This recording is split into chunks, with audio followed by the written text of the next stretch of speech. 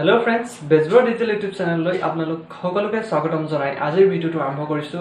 আজিৰ ভিডিওটোৰ মূল বিষয়বস্তু হৈছে এটা মাইক্ৰোমিটাৰৰ সহায়ত আমি কেনেকৈ সূক্ষ্ম বস্তুৰ জোখমাপ কৰি উলিয়াব পাৰো বা মেজাৰিং কৰিব পাৰো সেই বিষয়ে অলপ জানিবলৈ চেষ্টা কৰো। তেনেহলে বলকচোন ভিডিওটোৰ মাজলৈ আগবঢ়ো। যদি মোৰ ভিডিওটো চাই ভাল পায় তেনেহলে please like, share and comment কৰাৰ লগতে সাবস্ক্ৰাইব কৰি বেল আইকনটো প্ৰেছ কৰক যাতে মোৰ আহিবলগীয়া নতুন ভিডিওসমূহ সকলোতকৈ প্ৰথমে আপুনি পায়। ধন্যবাদ। তেনেহলে আমি প্ৰথম চাও হক এই মাইক্ৰোমিটাৰটোৰ পাৰ্ট কেইটা চাই লওঁ, তেতিয়া আপোনালোকে জানিব কেনেকৈ কত ধৰি কি কৰে। এইটো চাই লওক মাইক্ৰোমিটাৰ। ইয়াতে আছে আপোনাৰ এইটো হৈ গ'ল এনভিল, তাৰ পাছত এডাল হৈ গ'ল স্পেন্ডল, তাৰ পাছত আপোনাৰ এইটো হৈ গ'ল ফ্ৰেম, এনেকে আছে এইটো হৈ গ'ল ফ্ৰেম, তাৰ পাছত এইটো হৈ গ'ল আপোনাৰ থিম্বল আৰু ইয়াতে থিম্বল ডিভিজন আছে, দেখি পাইছে নাই? থিম্বল ডিভিজন আছে নিশ্চয় অলপকে দেখিছে। তাৰ পাছতে এইটো তাৰ ভিতৰত আছে এইটো বেৰেল বুলি কয়, ভিতৰত থকাটো। সো এইটো হৈ গ'ল বেৰেল। তাৰ পাছত তাতো বেৰেলটো জোখ ল'ব পাৰি, ইয়াত অলপ দেখাই দিছো। এইটো বেৰেলটো অলপ পইণ্ট আছে, চাব পাৰে। পিছত মই ইমেজটো দেখাই দিম, এফালে কাষত ইমেজটো ওলাব, ইমেজত দেখাই আছো। তাৰ পাছত এইটো হৈ গ'ল লকিং স্ক্ৰু, তাৰপিছত এইটো হৈ গ'ল ৰেড সেট ষ্টপ, এইটো এনেকৈ আমি ৰেড সেট ষ্টপ, এইটো আমি তেনেকৈ লকিং কৰিব পাৰোঁ। ঠিক আছে। ইয়াক প্ৰথম কথা হ'ল আমি ইয়াৰ যিকোনো মেজাৰমেণ্ট কৰাৰ আগত ফাৰ্ষ্ট টাইম আমি এনভিল আৰু স্পেন্ডেলডালৰ ফেচটো চাফা আছে নে নাই সেইটো চাব লাগিব। তাৰ পাছতে ইয়াতে যিটো জিৰ' ৰিডিং বুলি কোৱা হয়, আমাৰ জিৰ' ৰিডিং চাব লাগিব। যদি এৰৰ আছে তেনেহ'লে আমি এৰৰটো ভাঙি ল'ব লাগিব। আৰু জিৰ' ৰিডিং আমি কেনেকৈ চাই আপোনাক এইফালে ইমেজত দেখাই আছো, চাওক জিৰ' কেনেকৈ হ'ব লাগে। এইটো হৈ গ'ল জিৰ'।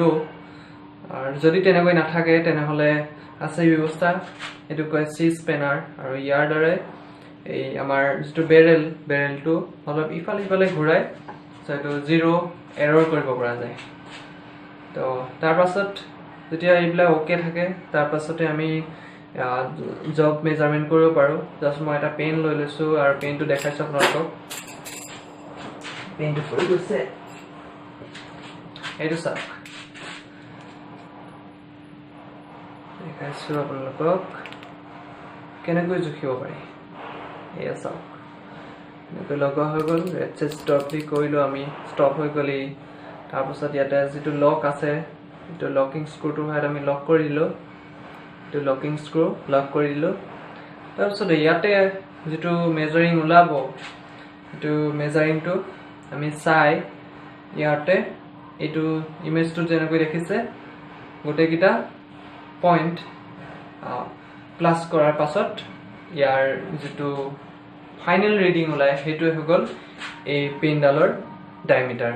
এই যে আমি যিটো কলমৰ মেজাৰিং মানে ডায়মিটাৰ উলিয়াব বিচাৰিছিলোঁ, চ' সেইটো আমি কেনেকৈ উলিয়ালোঁ চাওঁচোন আহক। মেজৰ ডিভিজন আছে আমাৰ 8.00 mm, সেইটো হৈছে ইয়াত চাওক 5, 6, 7, 8 নম্বৰ লাইনটো ক্ৰছ কৰিছে আমাৰ যিটো থিম্বল আছে থিম্বলটোৱে। চ' আমি ইয়াত লিখিছোঁ 8.00 mm। চ' এইটো হৈ গ'ল। তাৰপাছত আহিব আমাৰ মাইনৰ ডিভিজন। চ' মাইনৰ ডিভিজনটো আমি চাওঁ, মাইনৰ ডিভিজন লিখিছোঁ 0.50 mm।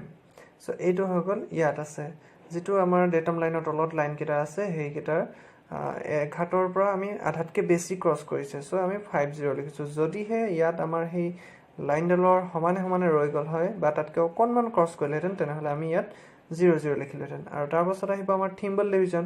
চ' সেইটো লিখিছোঁ আমি 0.02 mm। সেইটো হৈছে ইয়াত 0, 1, 2, চ' 2 ক্ৰছ কৰিছে, তো সেইটো কাৰণে আমি ইয়াত আহিছে 0.02 mm। এইটো হৈ গ'ল ফাইনেল ৰিজাল্ট। আমি গোটেইটো প্লাছ কৰাৰ পাছত আহিলে 8.52 মিলিমিটাৰ। এইটোৱে হৈ গ'ল আমাৰ কলমডালৰ ডায়মিটাৰৰ ফাইনেল ৰিপৰ্ট। আজিলৈ ইমানেই।